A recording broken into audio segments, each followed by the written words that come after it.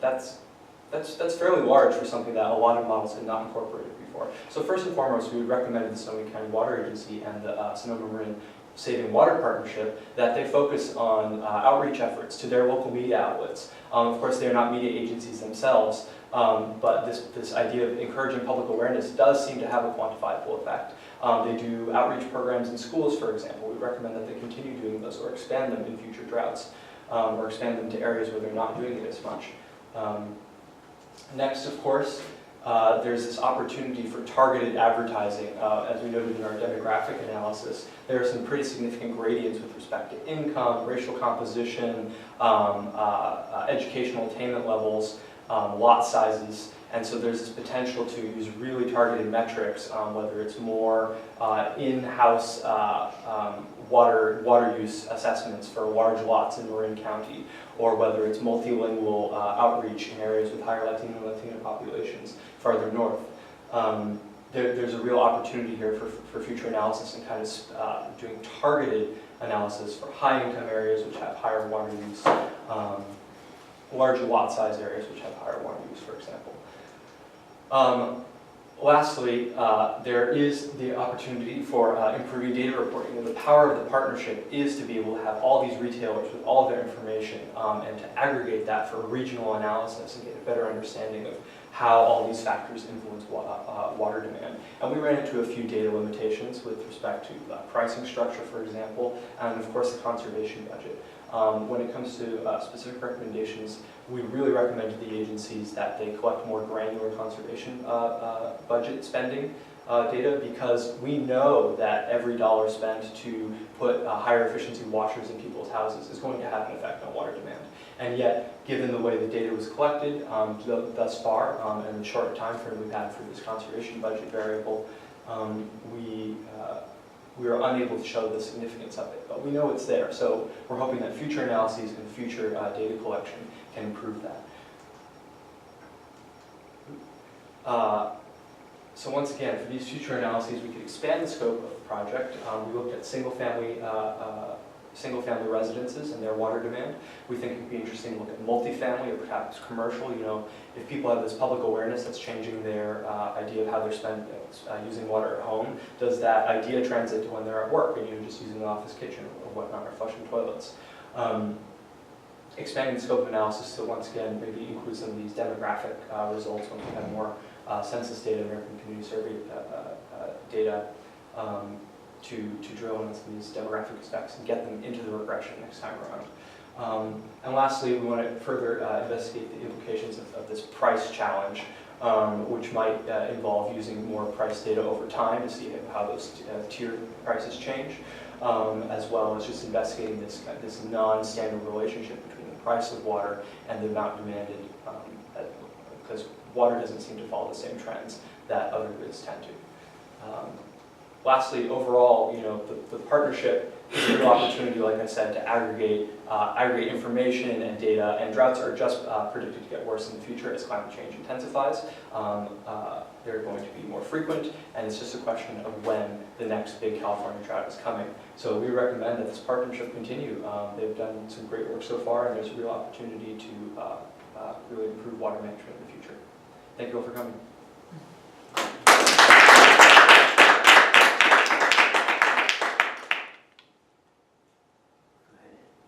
I have a question. You know, single occupier household, single household, whatever we call it. Single, yeah. Where are the areas for payoff? Where is most water used? And where do you get the big bang? I mean, all right, you don't water your lawn. You make sure your dishwasher's full before you run it, and similarly with the washing machine. You don't flush your toilet if you don't use it for anything too significant. You don't run taps while you brush your teeth, etc., etc. Now, some of these things that probably have an insignificant effect on overall water use. If you're going to communicate with these households, whether they're Hispanic or the other groups, where do you tell them that this is your big use and this is where you can really cut back? Yeah, that's one of our recommendations with targeted advertising. So another thing we can do with targeted advertising is start using apps or different gadgets of various platforms. So perhaps different consumers can see how they compare to their neighbors next door to them or compared to other people in their city. We think that that kind of targeting towards demographics can create some sort of shift. But do you actually know where the most, I mean, I presume that most water gets poured into gardens and lawns. As you say, it's a And large. perhaps swimming pools in the richer areas, Yeah. you know. So in a sense, as they did, I mean, we just banned all watering up where we are. The lawns all went brown and lots of people tore up their lawn and put in sort of, you know, low water gardens, cactus and stuff, rocks. And native landscape, that's that's what something they call like it. that, yeah. But so that would be a good one. If we set aside, you know, garden demand within the household, where do you use most water? I think that's a very interesting question. I haven't got a clue what the answer is. Yeah. And I think it's really interesting with water in general, and we talk about this with the agency when we have Cory, who's our correspondent there, is the way that they collect water data is way behind. A lot of these agencies still have it where someone will go and check the water level and like stick a measuring thing in there and see how much water was used. And they have no clue where the water was used. There's hopes moving forward that there's some agencies that are using like kind of smart, I don't know the exact word, but it's basically, yeah, which will show you where your water is being used. Yeah. And I think that's really important moving forward, is that these technologies begin being used in these households to allow people to know this is where my water is being used, and these are the few steps I can do to reduce water in those areas. Yeah, let me make a suggestion. I mean, I've never believed that Americans can learn from the experience of other countries. I mean, if it's not done here, then it's irrelevant. And Mr. Trump just showed us that again yesterday. But in Melbourne, Australia, which suffers from drought incessantly, there's constant restrictions on water use. And they have water police that are all self-appointed. If they see that your lawn is green or that your flowers are thriving, they will ring up the water board and say, my neighbour is obviously using water to water the garden, etc. But they don't. What they've done in virtually every household where they actually care about the yard is that they've captured all the grey water, and showers and dishwashing primarily, and laundry. I mean, the toilet's a different question, but they capture all that water, they keep it in tanks, or they just direct it out into a holding pond or something in the backyard, and they use that to water the yard. The saving is huge, and it's something that I think could be widely applied in California, but I don't know anybody that does it. Yeah, so just, it's a little bit out of the scope of the work they did, A little but bit, it is something that California But is if you've doing. got the outreach, if you're going to make an outreach, I mean, that to me would be a very useful one. So the problem there is not the fact that the technology is not there or people are not interested. The problem is that the rate of return. So what happened in Australia was they had a 10-year drought. So they did a multi-approach to that drought. They changed the rates. They started doing massive outreach. They started finding people, recycling and reuse became central in that. And then on top of that, then people started realizing, okay, if I'm going to invest in a greywater reuse system that you're talking about, then I can get back money. And what the research shows is that unless people can recover the costs of what they invest in, they're not going to invest in it. Exactly. People don't put solar panels on their roof just because they're such good citizens. No, it's exactly the same as pollution abatement equipment. It's exactly the same. You only do it if it helps Yeah. the bottom line. Yeah. So 30% of the people are very sustainably leaning and very environmentally minded. They do that, regardless. Well, and they like the flowers. and they have money, and they are doing it. They don't care. But 80% of people, research shows that don't do those things unless they can recover the cost. And cost of doing that greywater system you were talking about, cheap. it's about $5,000. Yeah, it's not cheap. At least. And that changes their water rates by $10 a month. So if you do the calculation, it takes about like 50 years for them to recover that costs. And that's a lot of... Yeah, see, if we That's go a back long 15 time. years, it was exactly the same with solar panels. Yeah, We exactly. never do it. Yeah. Now it's a little different, the economics has changed. But anyway, it may come to that. Yeah, In the sense absolutely. we And may it be is stuck coming in to a that. situation where this is the sort of Absolutely. thing we have to do. Absolutely. Absolutely. So can I And ask, it would have been fun to have household level data so that we could see the effect of, you know, if a household has a pool, if a household has this kind of lawn, you know, but unfortunately we only had higher level retail data. And that is, another thing is, even if you had that data cannot be, we do that, and that data cannot be analyzed within a quarter. It's No. Yeah. it's a lot. It's a lot of data. I It's have a PhD thing. Yeah, I have students working on that like 2 years, and now almost is getting to the point. so what is the, you know, you guys spend a lot of time working on this regression and it's great. What is your most important takeaway from the regression analysis? For someone else?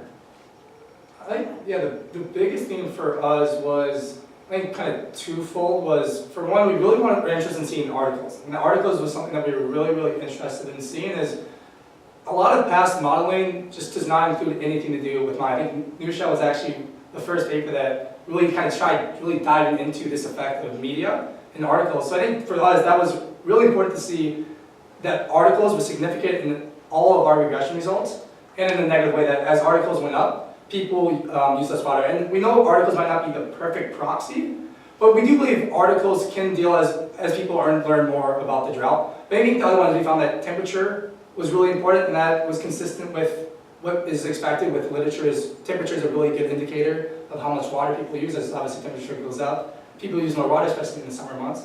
So I think those are some of the big takeaways. I don't know if there's a few more that. Well, the big takeaway for me was, you know, reviewing the literature on water demand, trying to see what data we could collect.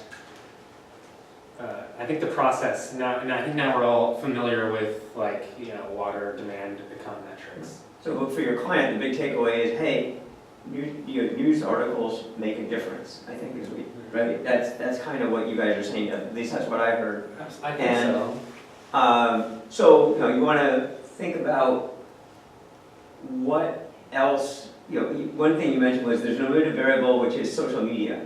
My guess is that I wouldn't worry about that too much, because my guess is it's incredibly highly correlated with articles. Yeah. So therefore, it doesn't really, you're really measuring it Article too capturing, in your measure of articles. So that one seems to be like a less important omitted variable, because you're not really omitting it, you're just proxying for it with something else. But the question, you know, I really think it's important to think about what does the magnitude of that number tell you, and then what does it mean, you know, for the agency, what they can do with this? Can they go out and write their own articles? Would that have any effect? Or what can they do given that they know this, and how can they use it to change things? And of course, water agencies have this significant problem of if you reduce water usage, then we have a budget. But I think you're not focused on that last piece. Well, That's something we talk about too, is that like perhaps the agency could work more closely with county boards or with local city government to be able to kind of get heightened political attention, which then goes to the media, creates heightened public awareness, since obviously the agency can't directly affect media coverage, but they can really affect this like public interest through like different interesting education, like outreach programs and campaigns, and collaborating with the government.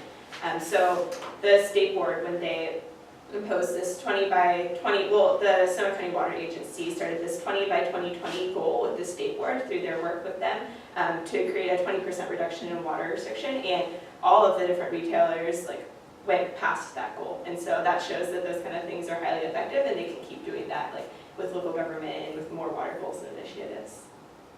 And to your point about budget, in the long term, we think the retailers might be particularly interested in this kind of public awareness effect, because that's something that can change once the drought is over. If in order for the retailer to be sustainable long term, they need water use to go back up when there isn't a shortage, that's something that can change. If you replace all your toilets with high efficiency toilets, that's a permanent water reduction, which might be something I think they're going to consider going forward. Can you talk a little bit more about the partnership agency? Who funds it, and what were they spending those $35 million on here in this period? Absolutely. So the way it is funded is each of the retailers, along with the Sonoma County Water Agency, are important. Each year they have a mandatory amount that they have to pay to the partnership. And is it based on And it's water use? Or Based on size and water use, exactly. So like Marin has a lot of money they have to spend each year or give each year to the partnership versus some of our smaller retailers, it's much, much smaller. And the thing that posed an issue with us, I think also with the budget, is each retailer gives the money to the partnership. So the partnership then has X amount of money each year to spend, but the way then the partnership chooses to spend this budget isn't necessarily giving $1 back for each dollar that a certain retailer gives to the partnership. For example, they might be using ads on TV, or they might be using billboards. But I think a lot of the money that they do a lot of rebate programs. So things such as if you get a new toilet or you get a new washer, you can get a rebate on that. They'll do a lot of educational programs. As mentioned, they have a lot of in the K through 12. They do a ton of programs there. Recently, they actually they built this kind of water conservation house in 2015, where they wanted to take people on tours and educate more people. And it's located at one of the water sources so that people can understand how the water, where it comes from. So I think the money goes to a wide range of things. I think mostly though it's with kind of education and public awareness. So in your paper E, interesting to know like how much of their budget was spent on communications outreach. If they have PR, like their own comms team that's working on it, I don't know. Yeah, and But that's to know what percent of that they're actually Well, that's investing currently. Absolutely. Yeah, and that's I think the biggest thing with kind of one of the data, and we think going forward with their data reporting that can be improved is the only budget number we have is kind of the global The roll-up. budget number. And for us to really be able to find what's the effect of maybe some changes that might just be short-term changes in behaviors versus actual long-term structural changes, which would be different toilets, different washers, I think it would be really important moving forward to have this data broken down in different sections to really allow us to determine, okay, this amount of money uses on permanent structures might create this change moving forward. So I think that's something that definitely is in our recommendations to ask if they could get a little more detailed budgets. They did a great job. Yeah, they did, great, great, Thank you. fantastic. So I have some specific suggestions for slides and stuff. Cool, yeah.